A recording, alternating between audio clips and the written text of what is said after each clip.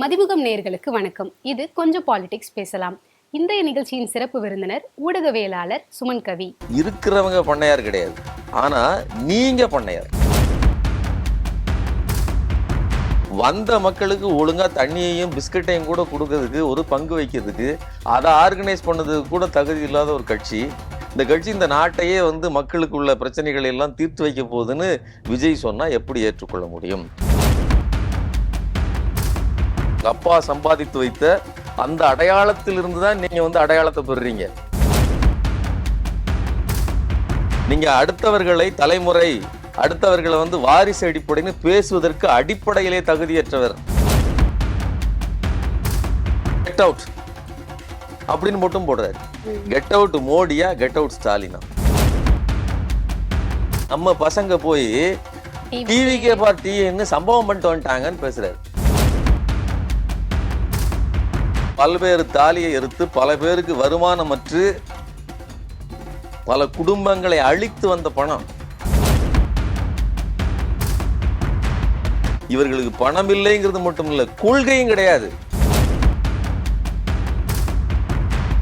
ரஜினிக்கு துரோகமா எதிராளியா செஞ்சுட்டு இருக்கீங்க. நான் விஜயினுடைய அங்குலமா சொல்றேன், எல்லாமே திருடப்பட்ட ப்ராப்பர்ட்டி தான். அவர்கிட்ட இருக்கக்கூடிய எல்லா அடையாளங்களும் திருடப்பட்டது தான். அவருக்குன்னு தனி அடையாளம் ஒண்ணு கிடையாது.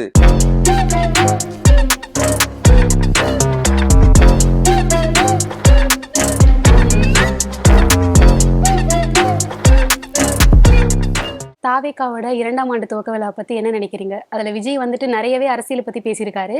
அதை பத்தி என்ன நினைக்கிறீங்க உங்க சைட்ல இருந்து?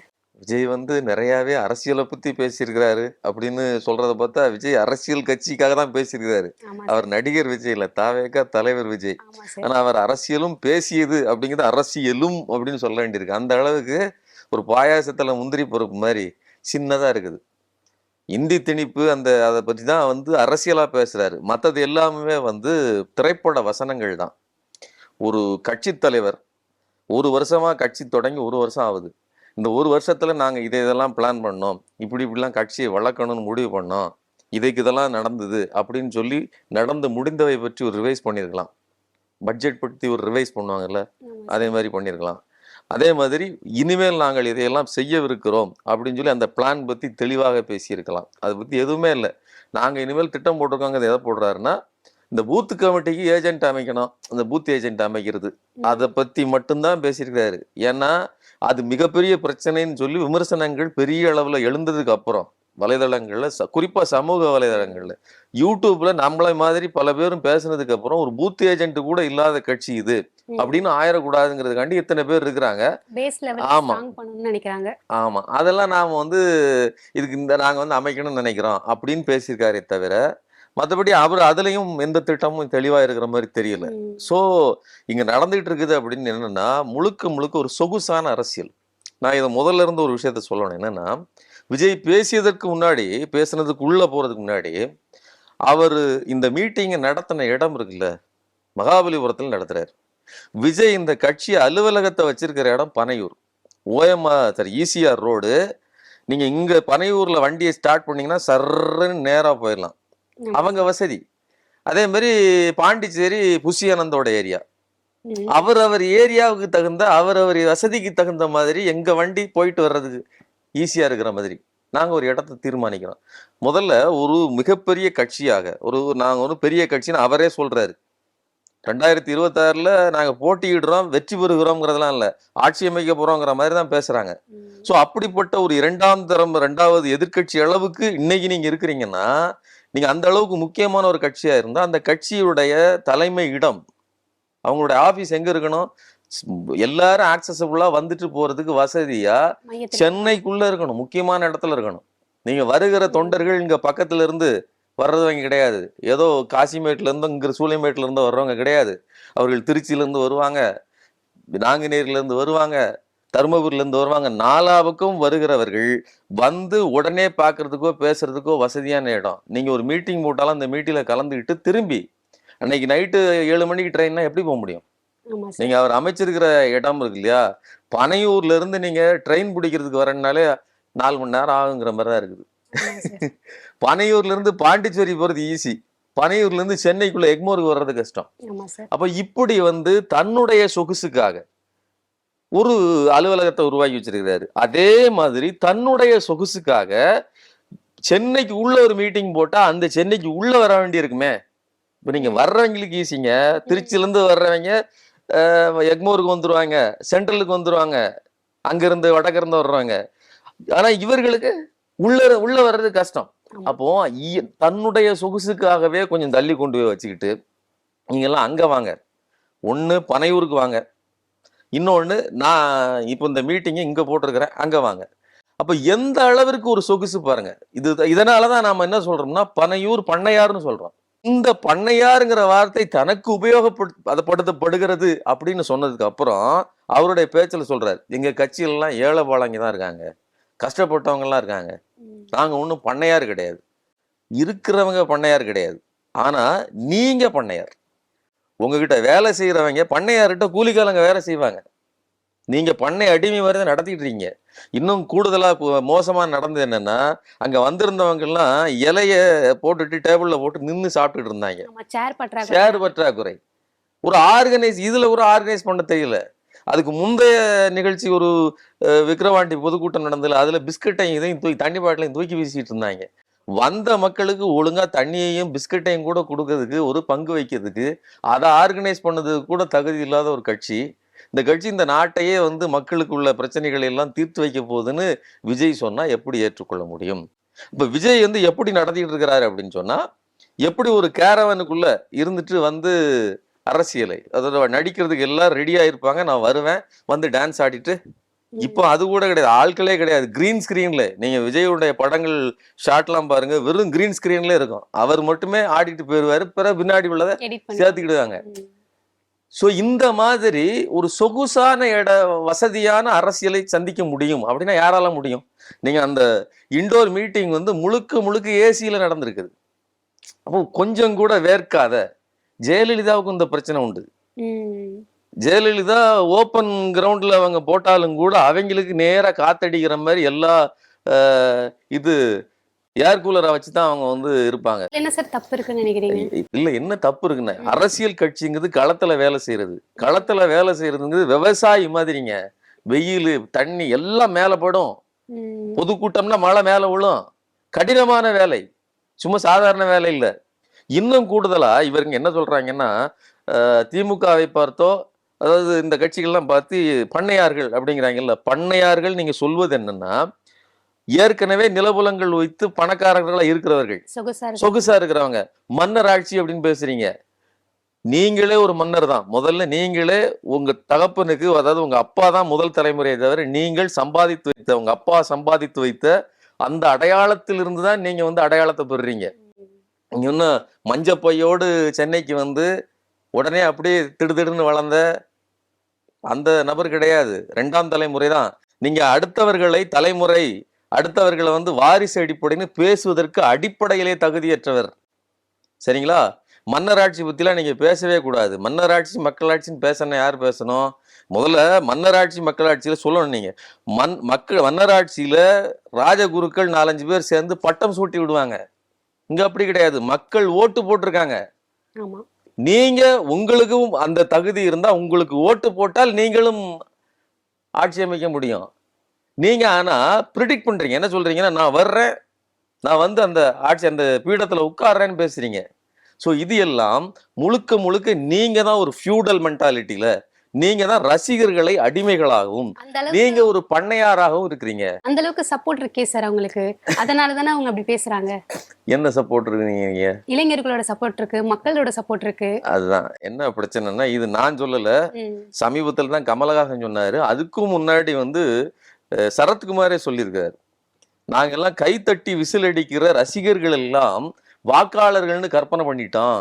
ஆனா வாக்காளர்கள் ஓட்டு போட்டதுக்கு அப்புறம் தான் தெரிஞ்சு நாங்கள் எவ்வளவு பெரிய ஏமாளிகள் என்றுன்னு சரத்குமார் முன்னாடியே சொல்லியிருக்காரு. ஏன்னா அவருக்கு அனுபவம் முன்னாடி உண்டு. இப்ப கமலஹாசன் சொன்னாரு ஒரு வாரத்துக்கு முன்னாடி, ரசிகர்கள் எல்லாம் வாக்காளர்கள் இல்லை. இன்னொன்னு, இந்த வாக்கு போடுவதிலேயே அடிப்படையை புரிஞ்சுக்கணும். ரசிகர்களுக்கு ஒரு ஆப்ஷன் உண்டு. காலையில ஷோவுக்கு இங்க டிக்கெட் எடுத்துட்டு அஜித் படத்தை பார்க்கலாம், மத்தியான ஷோவுக்கு நீங்க விஜய் படத்தை பார்க்கலாம், அதுக்கு அடுத்த ஷோவுக்கு ஜெயம் ரவி படத்தை பார்க்கலாம். ஆனா இங்க அப்படி கிடையாது. இருக்கிறது ஒரு வாக்கு, நான் யாருக்கு போடுறது. இன்னொன்னு, ஒரு ஒரு குடும்பத்துக்கும் அல்லது ஒரு ஒரு நபருக்கும் ஒரு பின்புலம் உண்டு, ஒரு கட்சி பின்புலம் உண்டு. அந்த கட்சியெல்லாம் நீங்க போட்டுக்கிட்டு இருக்கவங்க குடும்பத்துல இருந்தா உங்களுக்கு புதுசா போடணும். அப்பா அதிமுக காரரா இருப்பாரு, அப்பா மதிமுக காரரா இருப்பாரு, அம்மா திமுகவில் இருப்பாங்க. இவர்களுடைய பிள்ளைகள்லாம் சேர்ந்து தான் விஜய் படத்தை ஓட வச்சுக்கிட்டு இருக்காங்க. இவங்க விஜய்க்கு ஓட்டு போடுவாங்களா? அந்த கேள்வி கேட்கணும்ல. ஏதோ ரசிகர்கள் கை தட்டுறாங்க, வெறும் ரசிகர்களை இந்த ரசிக மனோநிலையில் மட்டும் பார்க்கக்கூடாது. இன்னும் கேவலம் என்னன்னா, அவர் வீட்டு முன்னாடி ஒருத்தர் செருப்பு தூக்கி போடுறாரு, மனநிலை பாதிக்கப்பட்டவருங்கிறாங்க. இன்னொருத்தர் உட்காந்துக்கிட்டு டான்ஸ் ஆடிட்டு பாட்டு பாடிட்டு அதை சட்டை கிட்டலாம் இல்லாம, அதாவது இந்த மாதிரி மனநிலை பிறந்தவர்கள் அண்ணனை பார்க்கணும் அப்படின்னு குடிச்சு போட்டு வந்து போதையில நிக்கிறாப்ல. இந்த மாதிரி எல்லாம் நீங்க வேடிக்கைகளை இவருடைய வருகைக்கு பிறகுதான் பார்க்க முடியுது. இதுக்கு முன்னாடி நடந்திருக்கும். நீங்க எம்ஜிஆர் காலகட்டத்தில் பச்சை குத்திக்கிடுறது, தீ மிதிக்கிறது, ஜெயலலிதா உயிருக்கு போராடிட்டு இருந்தப்ப கூட தீ மிதிக்கிறது, அழகு குத்திக்கிட்டு நடந்தல. இந்த மாதிரியான மூட நம்பிக்கை சார்ந்த ஒரு அதி தீவிர ரசிக மனோநிலை, அந்த மாதிரியானதெல்லாம் இங்கதான் இருக்கும். நீங்க எம்ஜிஆர்னு சொன்னதுதான் எனக்கு ஞாபகம் வருது.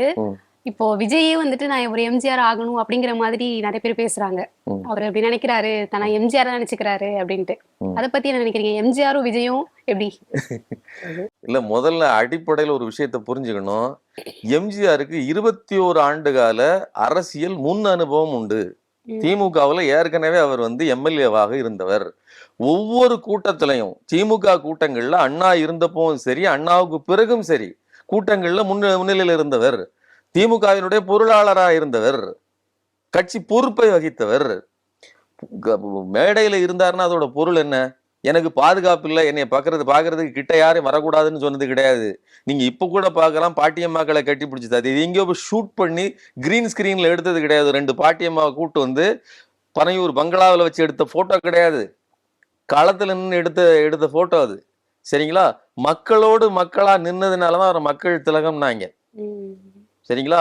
அவர் அப்படி வளர்ந்து ஆட்சி பிடிச்சாரு. அப்பவும் கூட அவர் ஆட்சி ஒன்று ரொம்ப ஸ்ட்ராங்கா, இந்த ஆதவர்ஜுனா சொல்றாரு, அவர் ஆட்சிக்கு வந்த பிறகு 12 வருடங்கள் நீங்க எதிர்கட்சியா தான் இருக்க முடிஞ்சது, ஆட்சியை நினைச்சு பார்க்க முடியல. அப்படி கிடையாது. இடைத்த நாடாளுமன்ற தேர்தலில் மிகப்பெரிய தோல்வியை அதிமுக சந்திச்சுது. அதிர்ந்து போனார் எம்ஜிஆர், சமரசங்களை செஞ்சுக்கிட்டாரு, பின்வாங்கினாரு, இடஒதுக்கீட்டுல மாற்றத்தை கொண்டு வந்தார், 51% உயர்த்தினாரு. இப்படியெல்லாம் ஆட்சிக்கு வந்த பிறகும் சரிவுகளையும் சறுக்கல்களையும் சந்தித்தவர் தான் எம்ஜிஆர். அது மட்டும் இல்லாம அவர் திமுக இருந்து விலகி போகும்போது அவரோடு ஏற்கனவே தலைவர்களாக இருந்த கட்சி முன் அனுபவம் கொண்ட தலைவர்கள்லாம் அவர் கூட போனாங்க. நெடுஞ்செழியன் போன்றவர்கள். இவருக்கு யார் இதுவரைக்கும் ஒரு கட்சியில இருந்து யாராவது ஒரு தலைவர் இவருக்கு போயிருக்காங்களா? இதுவரைக்கும் கிடையாது. நீங்க கமலஹாசன் கட்சி அமைச்ச போது கூட இன்டலெக்சுவல்லாம் நிறைய பேர் ஐஏஎஸ் ஐபிஎஸ் எல்லாம் அவர் கட்சியில சேர்ந்தாங்க. ஒரு மாற்றம் நடக்க போகுது. ஒரு படித்தவர், ஒரு படிப்பை, அதாவது அவர் படித்தவர், அவருக்கு படிப்பு குறைவு தான், அதாவது பட்டப்படிப்பு ஏட்டு படிப்பு குறைவுதான்னாலும் ஒரு படித்தவர்களை மதிப்பவர், புது மாற்றத்தை கொண்டு வருவார் நினைச்சிட்டு அவர் பின்னாடி போனாங்க. ஆனா அப்படிப்பட்ட நடவடிக்கை கூட இவருக்கு நடக்கல. ஒரு மேடை கிடைக்குங்க, ஒரு மேடைக்கு வர்றீங்க, ப்ரிப்பேர்டா நீங்க பொலிட்டிக்கலா அரசியல் பேசணும். அவர் என்ன பண்றாரு? கெட் அவுட் அப்படின்னு மட்டும் போடுறாரு. கெட் அவுட் மோடியா, கெட் அவுட் ஸ்டாலினா? ஏதோ வெளிப்படையா பேச மாட்டாங்க. வெளிப்படையா பேச மாட்டாங்கிறாங்க. நீங்க தான் சொல்லணும். பேசியிருக்காங்களா? இல்ல சார். கெட் அவுட் அப்படின்னு ஒரு உங்களுக்கு ஹேஷ்டாக் இங்க என்ன பண்றாங்க? கெட் அவுட் மோடின்னு சொல்றாங்க. கெட் அவுட் மோடின்னா இந்த நாட்டு தமிழ்நாடு ஒரு ரீஜியன், இந்த ரீஜியன் மக்கள் அதிகப்படியான வரி வருவாயை உங்களுக்கு கொடுக்காங்க, ஜிஎஸ்டியை. நீங்க ₹1 கொடுத்தா 26 பைசா 29 பைசாவை தான் திருப்பி கொடுக்குறீங்க. அந்த மாதிரி கம்மியா கொடுக்கறது மட்டும் இல்ல, கல்விக்கான தொகையை தரவே இல்லை.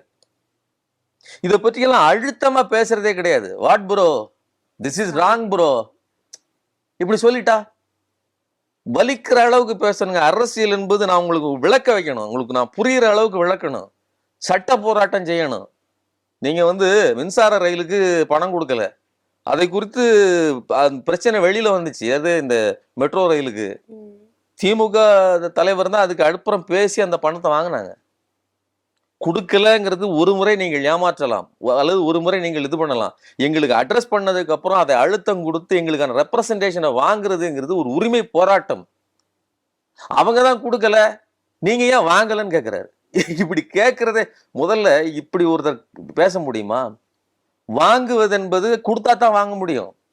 கொடுக்கறது மட்டும் இல்ல, நீங்க இன்னும் கூடுதலா அவங்க என்ன பண்றாங்க, 2152 கோடி ரூபாய் கொடுக்கல. கொடுக்காம என்ன பண்றாங்க, அந்த அமைச்சர் என்ன சொல்றாரு, ஒன்றிய அமைச்சர் தரமாட்டேன்னு சொல்றாரு. தரமாட்டேன்னு சொல்றது இல்ல, அவருடைய அந்த டோன் ஆஃப் ஸ்பீச்சே முடியாதுங்க. நீங்க ஒழுங்கா மும்மொழி கொள்கையில கையெழுத்து போடுங்க, அதெல்லாம் சட்டத்துக்கு எதிராலாம் நீங்க பேச முடியாது. முதல்ல இப்படி பேசுவதற்கே சட்டம் கிடையாது அப்படிங்கறத தமிழ்நாடு சொல்லுது. தமிழ்நாட்டின் உணர்வா குரலா இருந்தா இவங்க செயல்பட்டு இருக்காங்க. நீங்க விளையாடிட்டு இருக்காங்க, அவங்க ஏதோ ஹேஷ்டாக் ட்ரெண்ட் பண்ணி விளையாடிட்டு இருக்காங்க அப்படின்னு சொல்றீங்க. நீங்க சொன்னீங்கல்ல, நான் என்ன கேக்குறேன், ஹேஷ்டாக் எதுக்காக? கெட் அவுட் மோடிங்கிறது ஒரு பொலிட்டிக்கல் ஸ்டேட்மெண்ட். கெட் அவுட் மோடினா எங்களுடைய நாட்டுக்கான ரெப்ரசன்டேஷனை நீங்க கொடுக்கல, எங்களுக்கான கல்வி உரிமை தொகையை கொடுக்கல, எங்களுக்கு தேவையில்லாத ஒரு கல்விக் கொள்கை எங்கள் மேல் திணிக்கிறீர்கள், அதனால யூ கெட் அவுட் அப்படின்னு இங்க இருந்து நாம ஹேஷ்டாக் ட்ரெண்ட் பண்ணா அவங்க சம்பந்தம் இல்லாம வேற பண்றாங்கன்னு வச்சுக்கோங்க. இதுக்கு மத்தியில நம்ம பசங்க போய் டிவிகே பார்ட்டின்னு சம்பவம் பண்ணிட்டு வந்துட்டாங்கன்னு பேசுறாரு. அதாவது சம்பவமா? இது சம்பவம்னா என்ன, மிகப்பெரிய ஒரு விஷயம். இது விளையாடிட்டு இருக்கிறதா? உரிமையை கொடு இல்லைன்னா கெட் அவுட்னு சொல்றது சம்பவமா? இடையில போய் நாங்க நம்ம பசங்க, இதெல்லாம் முதல்ல நான் இது அரசியலான்னு சொல்றேன். முதல்ல நீங்க உங்களுடைய பேச்சிலேயே ஒரு வரிக்கு இன்னொரு வரி முரண்பாடு இருக்குது. இன்னும் கூடுதலா அதுதான் சம்பவம், அதுதான் பிரச்சனை, அதுதான் உரிமை கோருகிற கேள்வி. அது வெறும் ட்ரெண்டிங் கிடையாது. அது இன்னைக்கு ட்விட்டரு, கடந்த காலத்துல அது இந்திய எதிர்ப்பு போராட்டம், அது களத்துல நடந்தது. அதுக்கு அடுத்த காலகட்டத்துல சிறை நிரப்பும் போராட்டம், எல்லா போராட்டத்தையும் சந்திச்ச ஒரு இயக்கம் அது. நீங்க போகிற போக்குல what bro, it's wrong bro அப்படின்னீங்கன்னா அத பாசிசம், இத பாயாசம். ஏற்கனவே முதல்ல கேட்கும் போதே நமக்கு அப்படிலாம் நெஞ்சமே இப்படி, அதாவது பாசிசத்துக்கும் பாயாசத்துக்கும் நீங்க கேட்கறதுக்கு ஒரே மாதிரி இருக்குங்கிறக்காண்டி எல்லாத்தையும் பேச முடியாது. ஒரு டெக்னிக்கல் வேர்டு இருக்குங்க. நான் என்ன சொல்றேன், is equal to MC square அப்படின்னு சொன்னா அது என்ன, இஸ் எம்சி ஸ்கொயர் ஆகுது ஜி ஸ்கொயர் ஆகுது அப்படின்னு பேச முடியுமா? பேச முடியாது sir. E square is equal to MC ஸ்கொயர்னு சொன்னா அது ஒரு பிசிக்ஸ் படிச்ச மாணவனுக்கு தெரியும் அது எவ்வளவு வலுவான ஒரு ஒரு ஃபார்முலா. அந்த ஃபார்முலா விளக்குறதுக்கு ஒரு போர்டு நிறைய எழுதி போடுவான், போட்டாலும் கூட முழுசு நிறையாது. அப்படி ஆய்வு பண்ணி நிரூபிக்க வேண்டிய ஒரு விஷயம். அதை போய் நீங்க எம்சி ஸ்கொயர் ஆகுது ஜி ஸ்கொயர் ஆகுதுன்னு ஒரு 2ஆம் கிளாஸ் படிச்சவன் சொன்னான்னா அந்த நபரை என்னவா மதிக்கிறது? இப்படித்தான் பாசிசமாவது பாயாசமாவதுன்னு பேசினாரு. நாம சொன்ன அரசியல் தெரியாத தற்குறியே, அரசியலில் அடிப்படை ஆனாவன்னா கூட தெரியாத அடிப்படை அறிவற்ற நபரே இப்படி பேசலாமா அப்படின்னு நாம கேட்டோம். கேட்டதுக்கு அப்புறமும் நின்றுட்டு நாம அந்த பாயாசத்துக்கும் சரி இந்த பாயாசத்துக்கும் சரின்னு சொல்லி நீங்க பேசுறீங்கன்னா அப்ப அந்த உங்களுக்கு அரசியல்ங்கிறது எதுவுமே தெரியலையே. நாளைக்கு பெர் கேபிட்டா இன்கம்னா என்ன, எந்த அளவுக்கு மக்களுக்கு பிரச்சனை இருக்குது, ரெவென்யூவை எப்படி இன்க்ரீஸ் பண்ணணும், எப்படி ஏமாத்திக்கிட்டு இருக்கிறாங்க, இதை பற்றிலாம் கணக்கு தெரியாது, ஒன்றும் தெரியாது. குறைஞ்சபட்சம் எம்ஜிஆருக்காவது அடிப்படையில் எதையாவது என்ன உங்களுடைய கொள்கைன்னு கேட்டால் பசி போக்கணுங்கிற அளவில் அடிப்படை அறிவாது உண்டு உங்களுக்கு, அது கூட கிடையாது. நீங்க எப்படி எம்ஜிஆரை உங்களோட கம்பேர் பண்ணிக்கிடுறீங்க? துளி அளவுக்கும் எம்ஜிஆரோடு ஒப்பிடுவதற்கு தகுதியற்ற நபர் இவர். சரிங்களா?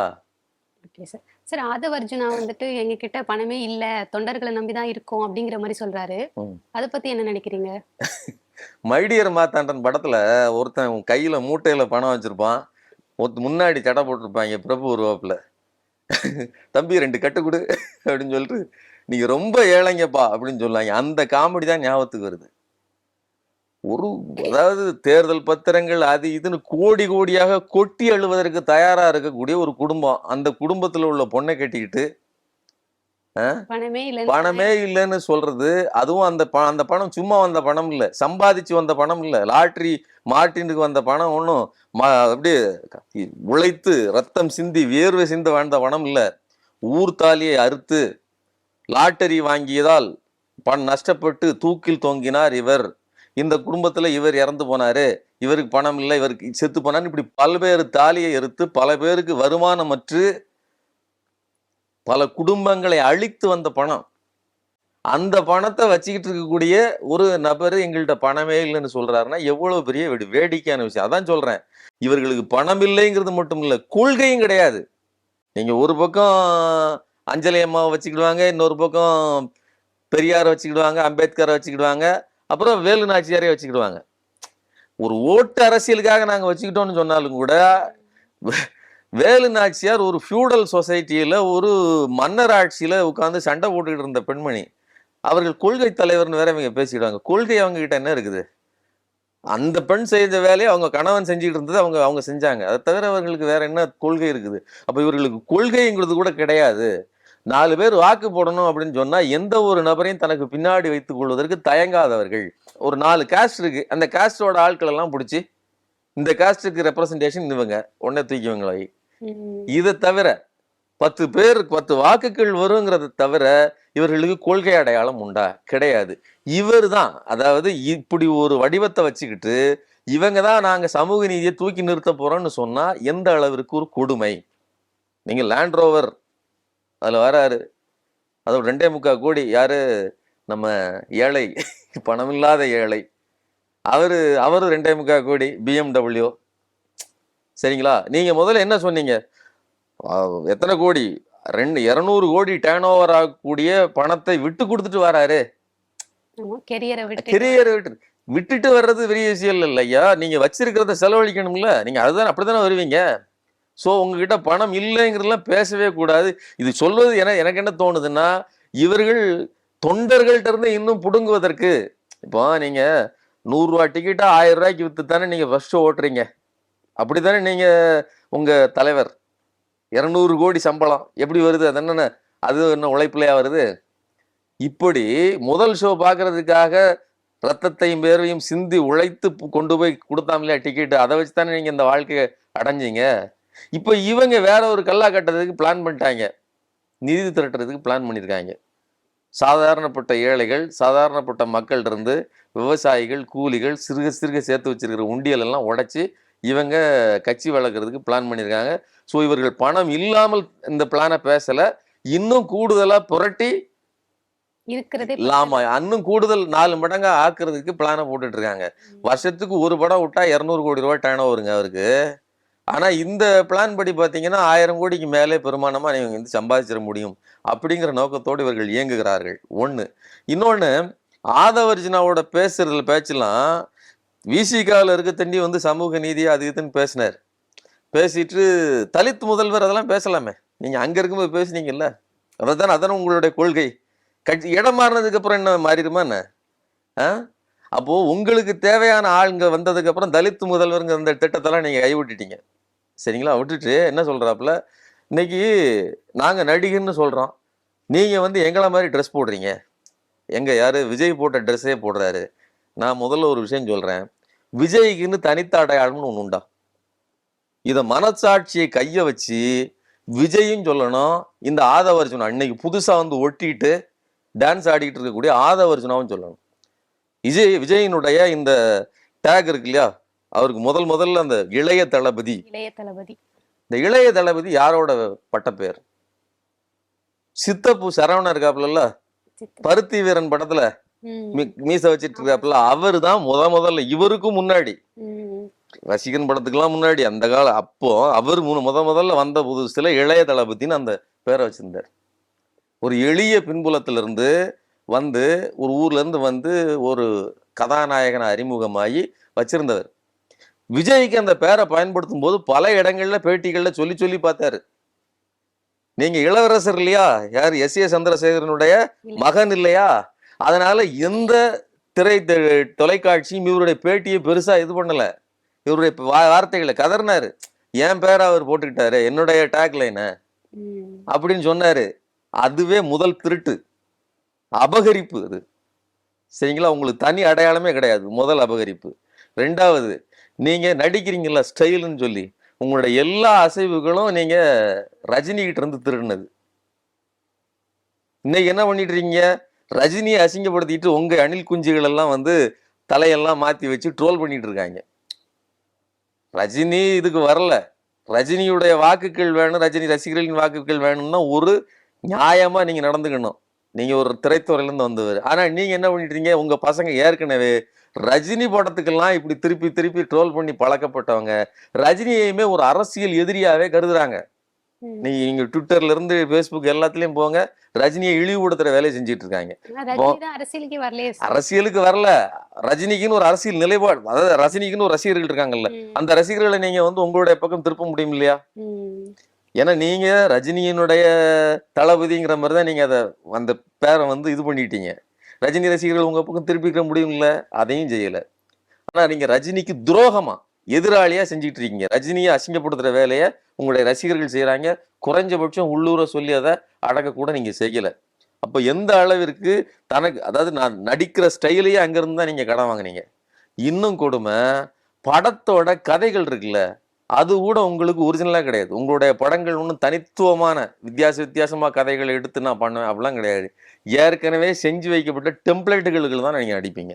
அது ரஜினி செஞ்சு வச்சது, எம்ஜிஆர் செஞ்ச template, hero super hero concept. அதுக்கப்புறம் படங்கள் கதை தேர்ந்தெடுக்கும் போது கூட தெலுங்குல ஏதாவது படம் ஹிட் ஆயிருந்ததுன்னா அந்த படத்தை தூக்கி பண்றது. மற்ற நடிகர்களுக்காக தனிப்படங்கள் உண்டு, உங்களுக்கு அப்படி படங்கள் குறைவு. நீங்க குறிப்பா வந்து மகேஷ் பாபுன்னு ஒரு நடிகர் இருந்தாரு, அவர் படங்கள் எல்லாம் வரிசை, மகேஷ் பாபு அங்க ரிலீஸ் ஆயிட்டா உடனே அதை வந்து ரைட் வாங்க. இல்ல சார், திரைத்துறையில வந்துட்டு இந்த மாதிரியான விஷயங்கள்லாம் சகஜம் தானே. அதுதான் என்ன சொல்றேன்னா, எங்களை பார்த்து சட்டை போட்டுட்டாருன்னு நீங்க பேசக்கூடாது. சட்டை மனுஷன் எல்லாரும் தானே போடுறா. ஒரு ஒரு முதல்வர் சட்டை போட்டுட்டு வராரு, அதை எங்க ஆளை பார்த்து தான் சட்டை போட்டாருன்னு சொல்றதுக்கு உங்களுக்கு கொஞ்சமாவது மனசுல ஏதாவது ஒரு துளி அளவாவது தகுதி உண்டா? உங்களுக்கு உறுத்தவே இல்லையே. நான் அதை கேட்போம்ல. இப்படி எல்லாத்தையும் திருடினவர். இதுல சட்டை போடுறது எல்லாரும் போடுவாங்க, நீங்க எக்ஸாக்டா உங்களை மாதிரிதான் சட்டை போட்டிருக்காங்க நீங்க பேசுனீங்க. ஆனா நீங்க மத்ததையெல்லாம் திருடதான் செஞ்சீங்க, பகிரங்கமா திருடினீங்க. சரிங்களா? மகேஷ் பாபு கிட்ட கேட்கும் போது, நீங்க தமிழ் படங்களை ரீமேக் பண்ணா பண்ணுவீங்களான்னா நாமலாம் பண்ண மாட்டேன்ட்டாப்ல. அது அந்த நேரம் நடந்த காமெடி இது. நான் விஜய் படங்கள்ல நான் பண்ண மாட்டேன்னு அவர் பதில் சொன்னார். அதோட பொருள் அதுதான். சரிங்களா? நான் எனக்குன்னு ஒரு தனித்துவம் இருக்குங்க, எனக்குன்னு கொடுக்குற நல்ல படங்களை பார்த்து நான் பண்ணுவேன்னு தவிர இங்கிருந்து வர ரீமேக் எல்லாம் நான் பண்ண மாட்டேன்னு சொன்னார். ஆனா நீங்க பண்ண படங்கள்ல நிறைய படம் ரீமேக்கு. சரிங்களா? அப்புறம் இளைய தளபதி அப்படிங்கிற வார்த்தை தானே நீங்க வச்சிருக்கணும். அரசியலுக்கு வந்த உடனே தளபதின்னு சொன்னீங்க. தளபதின்னு சொல்லி ஏற்கனவே ஒருத்தர் இங்க அரசியல்ல தளபதியா இருக்கிறார். அவர் எதிரால தளபதின்னு சொன்னாங்க. கலைஞர் இருந்தாரு, அவருடைய படைத்தளபதியா இவர் இருக்கிறாரு, அதனால தளபதி அப்படின்னு சொல்ல அவரை மொத்த கட்சியுமே சொன்னிச்சு. அந்த பேரை அப்படியே அபகரிச்சுக்கிட்டீங்க. இன்னைக்கு நினைச்சா கேஸ் கூட போட முடியும் உங்க மேல. கொஞ்சம் கூட துளியோ வெக்கமோ ஒரு சூடு சொரணையோ இல்லாம நீங்க வந்து உங்களை மாதிரி சட்டை போட்டாருன்னு சொல்றீங்களே, இதெல்லாம் உங்களுக்கு உறுத்தலையா? நான் என்ன சொல்றேன், யாரை ஏமாற்றுவதற்கு இப்படி எல்லாம் பேசிட்டீங்க? இதெல்லாம் மக்கள் பார்க்காம இல்ல. நான் விஜயினுடைய அங்குலமா சொல்றேன், எல்லாமுமே திருடப்பட்ட ப்ராப்பர்ட்டி தான். அவர்கிட்ட இருக்கக்கூடிய எல்லா அடையாளங்களும் திருடப்பட்டது தான். அவருக்குன்னு தனி அடையாளம் ஒண்ணு கிடையாது. இன்னைக்கு முதல்ல நீங்க என்ன கேள்வி கேட்டீங்க, நான் எம்ஜிஆர் மாதிரின்னு சொல்லுவதே உங்களுடைய அந்த பாணியை எம்ஜிஆர் தானே உருவாக்குறாரு. உங்களுக்கு ஒன்றும் புது பாணி இல்லையே. எம்ஜிஆருக்கும் கொள்கை கிடையாது, உங்களுக்கும் கொள்கை கிடையாது. ரெண்டு பேரும் ஒத்து போற அந்த விஷயங்கள்லாம் இருக்குது. ஸோ அதனால ஆதவர்ஜுனாவின் பேச்செல்லாம் வந்து அத்துமீறிய பேச்சு, அசிங்கமான பேச்சுன்னு தான் நான் நினைக்கிறேன். பிரசாந்த் கிஷோரோட விஜய் கூட்டணி எப்படி இருக்கும்னு நினைக்கிறீங்க? 2026ல விஜய் முதலமைச்சரா ஆக்குவோம் அப்படின்னு சொல்லியிருக்காரு பிரசாந்த். அதை பத்தி என்ன நினைக்கிறீங்க? பிரசாந்த் கிஷோர் ஏற்கனவே ஒரு கட்சி வச்சிருக்காரு. அந்த கட்சியே அவரால் ஜெயிக்க வைக்க முடியல. சொந்த மாநிலத்துல பீகார்ல டெபாசிட் கூட 4 இடத்துல 3 இடத்துல டெபாசிட் இழந்த ஒரு நபர். அந்த ஒரு இது மட்டும் தான் சார் ஃபெயிலியர். மற்றபடி நிறைய தலைவர்களை அவர் ஜெயிக்க வச்சிருக்காரு. ஜெயிக்கிறதுக்கான குதிரை எதுவோ அதுல ஏறி இவர் சவாரி பண்ணிக்கிடுவார், அல்லது அந்த குதிரையினுடைய வாழை இவர் பிடிச்சிக்கிடுவார். அதனால யாரெல்லாம் வெற்றி பெறுவதற்கான வாய்ப்புள்ளவர்களோ அவர்கள் பின்னாடி போய் நின்றுட்டு இருந்தாரு. அந்த கட்சிக்காரர்களும் இவரை ஒரு ட்ரூப் பயன்படுத்திட்டு நம்மளுடைய முதுகில் தான் இவன் சவாரி செய்யறானே தவிர இவர் முதுகுல நம்ம சவாரி செய்யலன்னு சொன்ன உடனே தான் மிதிச்சுட்டு தள்ளிட்டாங்க. இது ஒரு பக்கா ஃப்ராடுத்தனம். இதனால பெரிய லாபம் இல்லை. கட்சிகளுக்குன்னு ஒரு கேடர் பேஸ்ட் ஒரு பெரிய பின்புலம் இருந்தால் மட்டும்தான் வெற்றி பெற முடியும். மக்களை சந்திச்சு மக்கள் கீழே எல்லாமே இருக்கணும். ஸ்ட்ராட்டஜிங்கிறது அது இன்னைக்கு இருக்கக்கூடிய புதிய யுத்திகளை அவர் சொல்லுவாருன்னு நினைச்சாங்க. அவ்வளவு விலை கொடுத்து, எல்லா கட்சிகளும் விலை கொடுத்துச்சு. நான் எந்த கட்சியும் வந்து தனிசா முட்டு கொடுக்க வேண்டிய அவசியம் இல்லை. அவர்கள் வாங்கினார்களே இவர்கள் வாங்கினார்களே அதெல்லாம் விஷயம் இல்லை. ஆனா வெற்றி பெறுகிற வாய்ப்புள்ளவர்களோடு நின்றுக்கிட்டு அதை வச்சுக்கிட்டு அடுத்தவன்ட்டவே பேரம் பேசினார். இன்னைக்கு ஒவ்வொரு கட்சியா போனீங்க, உங்களை ஏற்கனவே கூப்பிட்ட கட்சி ஏதாவது உங்களை ரெண்டாவது கூப்பிட்டுதா? அப்போ வந்துட்டு ஸ்ட்ராட்டஜி இல்லைன்னு சொல்றீங்களா? ஸ்ட்ராட்டஜி ஏமாத்து வேலைங்கிறேன். இந்த பக்கம் போய் ஜெயிச்ச உடனே ஜெயிச்சவனை நான் தான் ஜெயிக்க வச்சுவேங்கன்னு பேசுறது. அவங்களுக்கு தெரியும் இவனால நம்ம ஜெயிக்கல, விரட்டி விடு. இவங்க இங்கோடி திமுக இவங்களால ஜெயிப்பில் விரட்டி விடு. முதல்ல ஏமாந்துட்டாங்கங்க. இதுல ஏதோ அதாவது அமெரிக்காவில் ஒபாமாவெல்லாம் அங்க இருந்தவங்க, அங்க வேலை செஞ்சவங்க, ஜோ பைடனுக்குலாம் வேலை செஞ்சவங்க என்ன ஏமாந்துட்டாங்க இங்க வந்து. அதனால இங்க வந்துட்டு சரி இது வேலைக்கு ஆகாது. இப்படித்தான் நீங்க வெஸ்ட் பெங்கால்ல போனாலும் அதான் நடந்துச்சு, நீங்க ஆந்திராவில் அதுதான் நடந்துச்சு.